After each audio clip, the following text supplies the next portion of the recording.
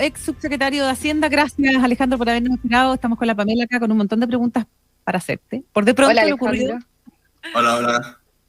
Por de pronto, por supuesto, lo ocurrido el pasado viernes con el ajuste ministerial. Y te quería preguntar precisamente por Hacienda. No hubo un cambio muy importante, ¿no es cierto? Porque permanece el ministro Mario Marcel, pero sí sale la subsecretaria, Claudia Sangüesa, en una movida justo posterior al rechazo de la reforma tributaria.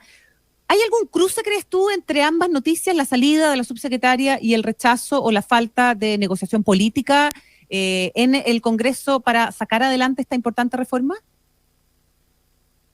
Algo influyó obviamente el resultado de la votación en el ánimo en general, pero yo diría más que es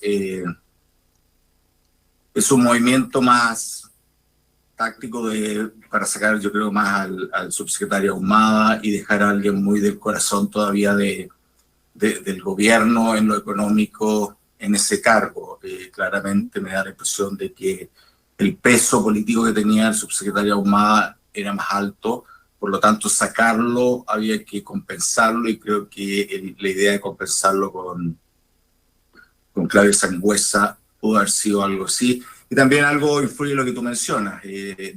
También había tenido ella varios problemas en el Congreso. Recordemos que varias veces tuvo ciertos roces con el Congreso ella, y por lo tanto creo que se dio la situación perfecta para hacer el enroque, bueno, más que el enroque, la salida del subsecretario Ahumada, y que llegara Claudia Sangüesa, aprovechando que no había tenido estos roces en el Congreso, y aprovechando también que ella es una figura muy cerca, así, muy de la piel de la coalición de gobierno en lo económico. Por lo tanto, creo que eso es lo principal.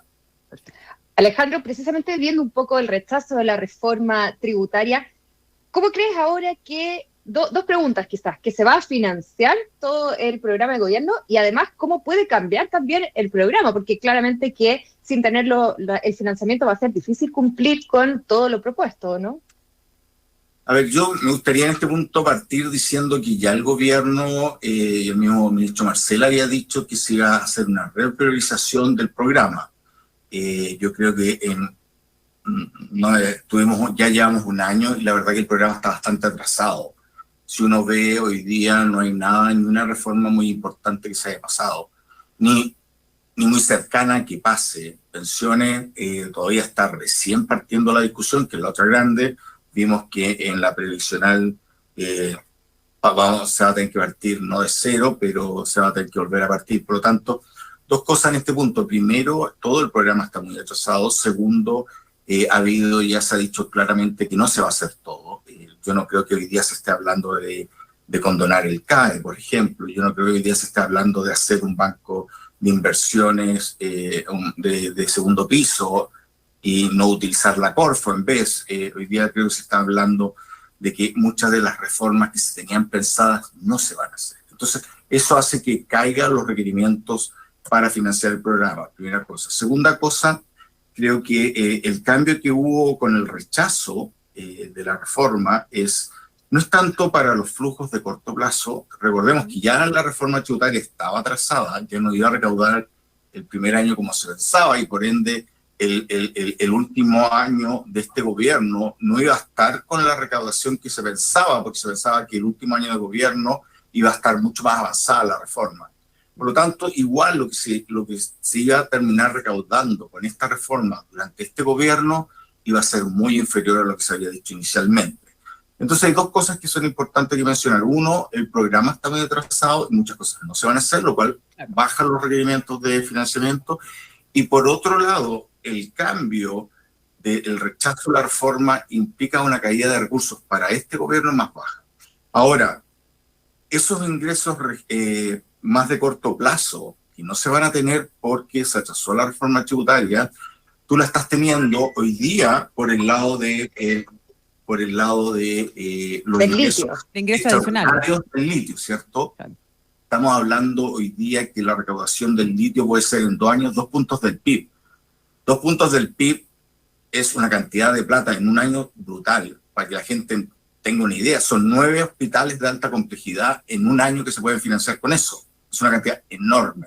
Si pensamos que son 2 años como con estos ingresos extraordinarios del litio, ya tenemos los 4 puntos que quería financiar el ministro durante este periodo. Ahora, o sea, Alejandro, desde el punto de vista, o sea, yendo a los números, ¿podría eventualmente no necesitarse una reforma tributaria para poder cumplir con el programa más acotado, ¿no es cierto?, como tú lo planteas, del gobierno de Gabriel Boric? Yo creo que no. Yo lo que estoy diciendo, temas de liquidez no va a tener este gobierno para empezar a implementar los programas. Ahora, yo entiendo que el ministro Marcel es alguien muy preocupado por las finanzas públicas y sabe muy bien que ingresos permanentes, gastos permanentes tienen que estar financiados con ingresos permanentes, ¿ok? Eso es un punto clave. Tenemos liquidez hoy día muy grande para poder financiar en el corto plazo. Ahora el ministro ha dicho, y me parece bien que lo diga, que se requieren ingresos permanentes para aumento de gastos permanentes. Ahora, sí. Volvamos ahora al punto de los ingresos permanentes. Y en ese punto hay que pensar un poco lo que viene por delante. Esto no es lo único que va a recaudar. Tenemos un royalty que supongamos que recauda 4 puntos y medio del PIB. Eso es más o menos lo que el gobierno está diciendo, más cercano a 6. La discusión, yo creo que pongamos 5 o 0,5 del PIB. Tenemos por otro lado los impuestos verdes que vienen, el alza creo que va a venir algo por el sodio, por el azúcar. Los impuestos correctivos. Por los impuestos correctivos, el CO2 también creo que va a subir de 5, no sé, ojalá a 15, no mucho más que eso. Todo eso recauda 0,3, estamos en 0,7 ya, ¿ok? Después tenemos el tema del litio, no pensado en el corto plazo, sino que pensado ya en el largo plazo. Hay toda una discusión si que se tiene que incorporar el litio en la regla fiscal, lo cual yo creo que a esta altura es importante. Pongamos esos 0,4 más, es no 2, 0,4, bastante conservador en la cosa. Ya estamos hablando del orden de, hablamos 0,4, 0,2, 0,3, estamos ya en 1,1. Y más una reforma acotada, como la que se ha planteado el gobierno ahora, con un acuerdo, se puede llegar fácilmente a 1,5, 1,6 del PIB de aumento de carga tributaria permanente en este gobierno. Por lo tanto, cuando hablas de una reforma tributaria, perdón la interrupción, cuando hablas de una reforma tributaria acotada, ¿qué temas incluirías en esa reforma acotada y cuáles dejarías fuera de lo que se planteó originalmente? A ver, yo en este punto pondría como primero varios objetivos. Primero es, creo que hay que recaudar más de quienes tienen más. Ese punto está ahí. ¿Cuánto más? No sé, 1% más del PIB. No creo que mucho más sea lo adecuado en este momento. Ahora, ¿qué haría yo? Principalmente, lo primero, y con mucha fuerza, volvería a insistir en los temas de evasión y elusión. El proyecto de ley, en lo que dice relación a medidas contra la evasión y la elusión, me parece que iba muy en la línea adecuada. Creo que se les daban más facultades al Servicio de Impuesto Interno, o sea, se mejoraba la norma general anti-ilusión, se generaba este denunciante anónimo remunerado que funciona mucho en Estados Unidos en términos de que puede asaltar a alguien diciendo dentro de la empresa que hay algo extraño acá y lo denuncia en impuesto interno. Había más capacidad de fiscalización. Eso es un paquete que yo lo mantendría, el tema del secreto bancario, mejorar la reserva bancaria, perfeccionarla aún más. Es un paquete que tiene que ir desde mi perspectiva sí o sí. Otra parte que debiese ir ahí, creo yo, son las medidas que habían contra la reducción del gasto tributario. Creo que temas emblemáticos que son importantes para la percepción de la gente, por ejemplo, el tema de ganancia de capital, creo que había cierto acuerdo ahí para seguir avanzando en eso. Como también había acuerdo en otros temas más específicos, fondos de inversiones, etcétera, que fueron acordados en un grupo muy transversal que me tocó estar participando en el gobierno de Sebastián Piñera, con un ministro de Hacienda de centro derecha, que se acordaron con banqueros centrales de todos los espectros de cosas que se debían hacer en términos de gasto tributario.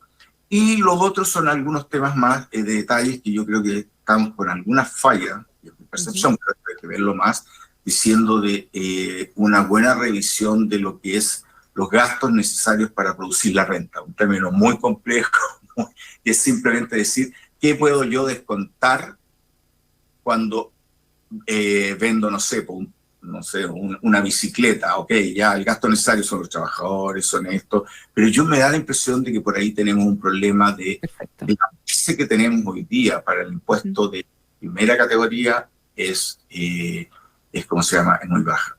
Y hay otras cosas, yo creo que son buenas como señales, el tema de hacer el ajuste en la escala ¿cómo se llama? Del global complementario, está la escala progresiva en términos de impuestos también.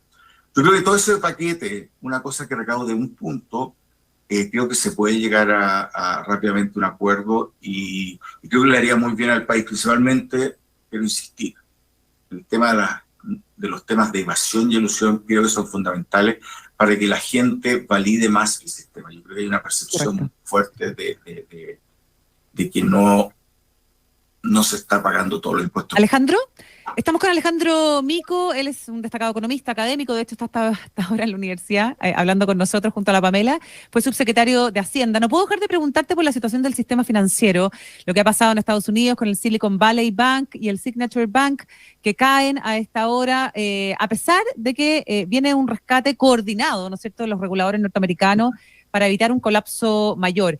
¿Está, crees tú, en crisis o eventualmente en riesgo el sistema financiero con estas excesivas alzas de tasas? ¿Debería haber un cambio en la política monetaria a partir de las próximas reuniones? Déjame partir. Creo que el tema de la crisis que estamos viendo pareciera ser más acotada, pareciera tener al menos en del Silicon Valley, de algo bastante más contable, que está más acotado con los instrumentos que están contagiados, ¿okay? Que eran instrumentos mucho menos complejos de lo que fue la subprime. Creo que también vimos una reacción extremadamente rápida de los entes regulatorios del seguro de depósitos de Estados Unidos, de la FED, del mismo gobierno también, así que es importante salir a rescatar. El tema financiero es siempre súper delicado. No estoy al dedillo de exactamente cuáles son las conexiones de estos dos bancos. Eran grandes, uno era el 6 más grande, el licenciado más grande del banco en Estados Unidos, con características bien especiales, y bien acotado también a un sector de la economía. Es difícil saberlo. Creo que el tema del alza de tasas sí nos pone no solamente para Estados Unidos, ojo, yo pondría las luces también en los países emergentes. Las alzas de tasas, obviamente, a los países más endeudados les va a pegar más fuerte.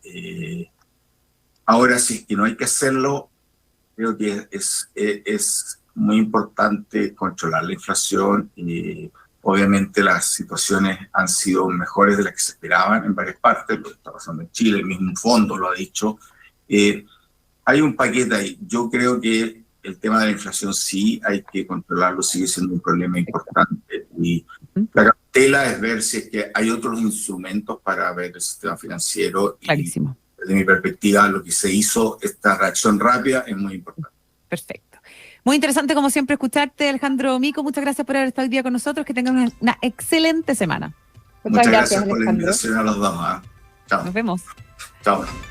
Son las 9 de la mañana con 47 minutos.